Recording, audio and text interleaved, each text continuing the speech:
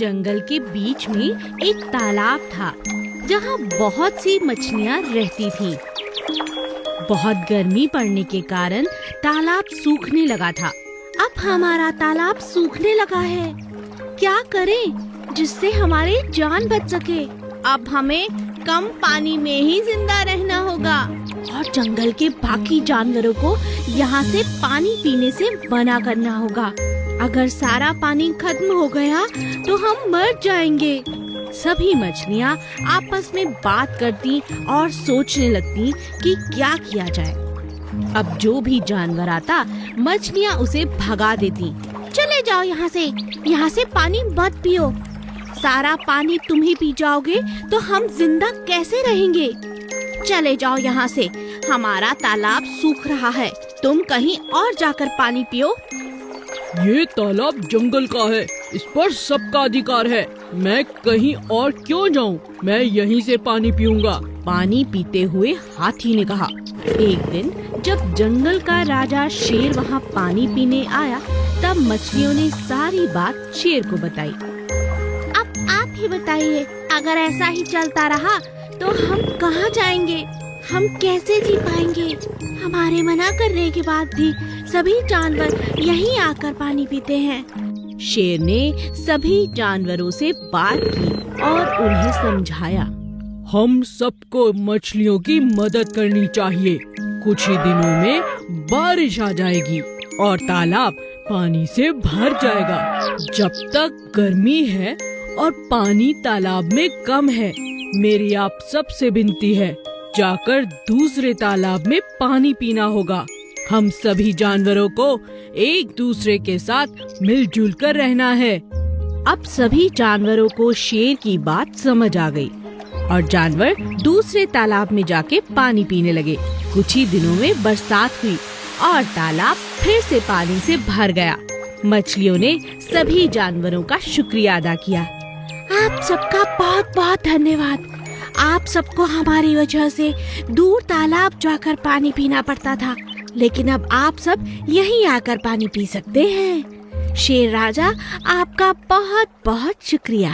अप्पू हाथी। एक दिन अप्पू हाथी जंगल में भोजन की तलाश में इधर उधर भटक रहा था कि अचानक वो एक बड़े से गड्ढे में गिर पड़ा। अरे, इतना बड़ा गड्ढा, अब मैं बाहर कैसे निकलूंगा। ये क्या हो गया, मेरी नजर इस गड्ढे में क्यों नहीं पड़ी। अरे कोई मुझे बचाओ, कोई है, मेरी मदद करो। तभी उसकी आवाज सुन वहाँ एक बंदर आया।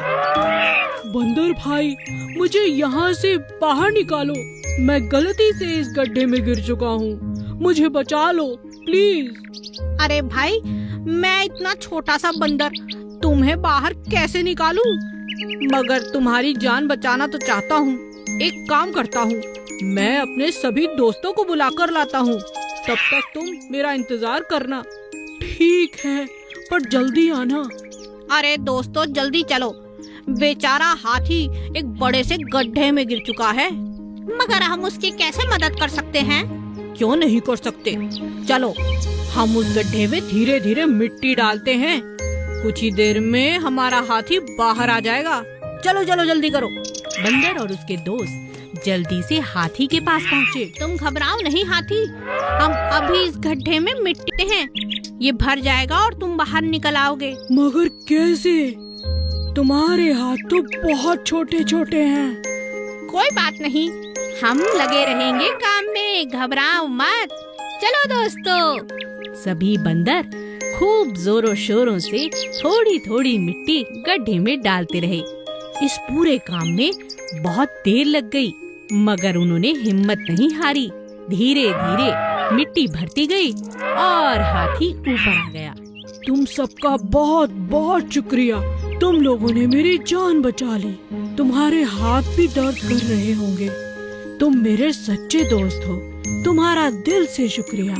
अरे कोई बात नहीं हाथी भाई, आज से तुम हमारे दोस्त हो, हमें अपनी पीठ पर बिठाकर एक चक्कर तो लगा दो। हाँ हाँ, क्यों नहीं, चलो चलो। और इस तरह बंदर और हाथी दोस्त चल पड़े जंगल की सैर पर।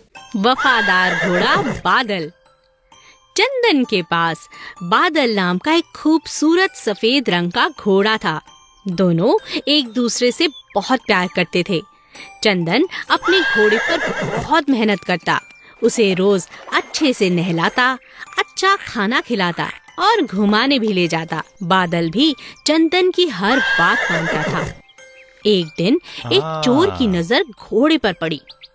अरे, इतना सुंदर और शांत घोड़ा, इतना आज्ञाकारी है, क्यों ना इस पर साफ किया जाए अपना हाथ, क्यों ना इस बार इसे ही चुरा लिया जाए। अगले ही दिन चोर मौका पाकर घोड़े को भगा ले गया। इस घोड़े को ज्यादा दिन अपने पास रखना खतरे से खाली नहीं है, इससे जल्दी ही बेच देता हूँ, कहीं पकड़ा ना जाऊं, इसका रंग ही बदल देता हूँ।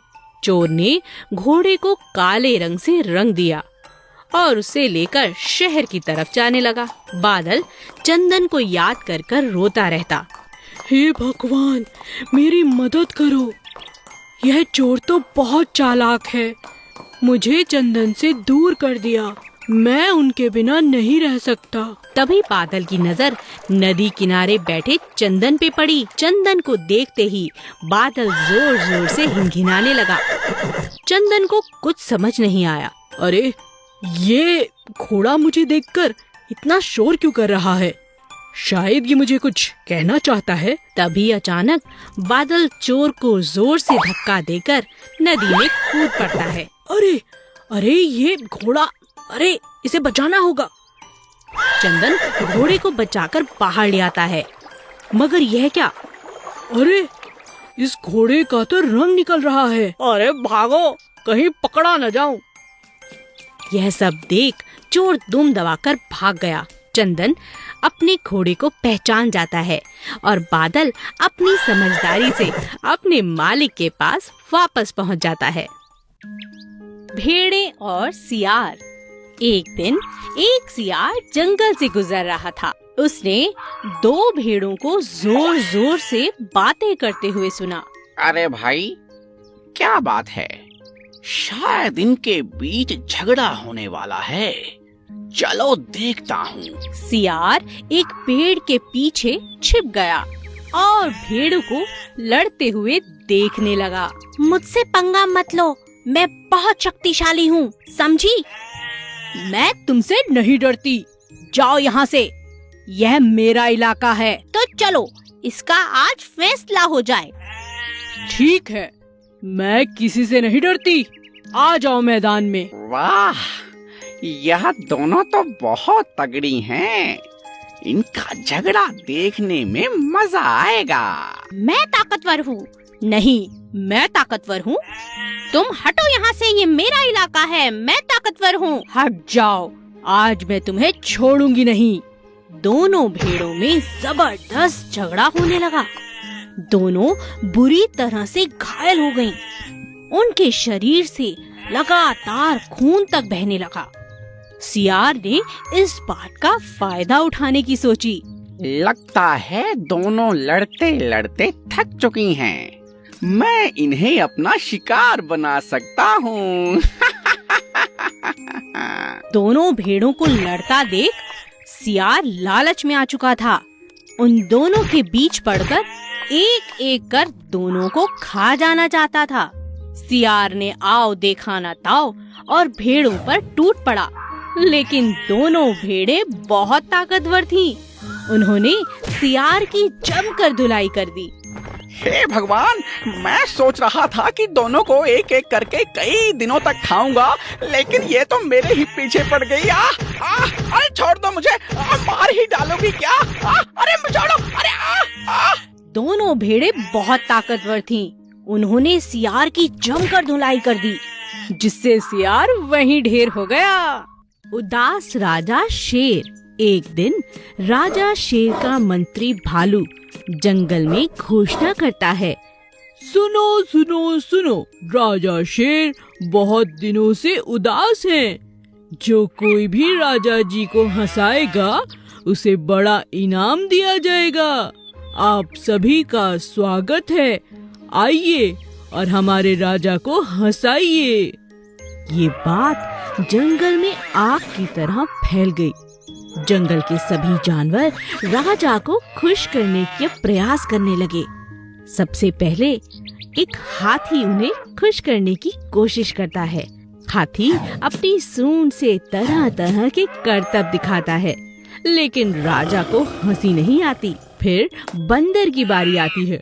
मैं आपको हंसाने की कोशिश करता हूँ राजा जी। बंदर अपने बहुत अच्छे अच्छे करतब दिखाता है, मगर वह भी हंसाने में नाकामयाब होता है।